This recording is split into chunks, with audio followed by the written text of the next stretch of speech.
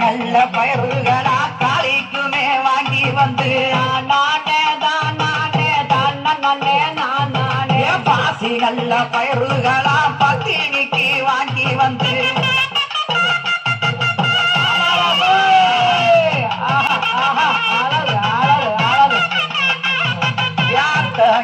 தானியமோ ஆயந்தமாய் வாங்கி வந்து வாங்கி வந்த தானியத்தை வாசலுக்கு முன்ன வச்சு கொண்டு வந்த தானியத்தை கோளாறாக கல்வரைக்கு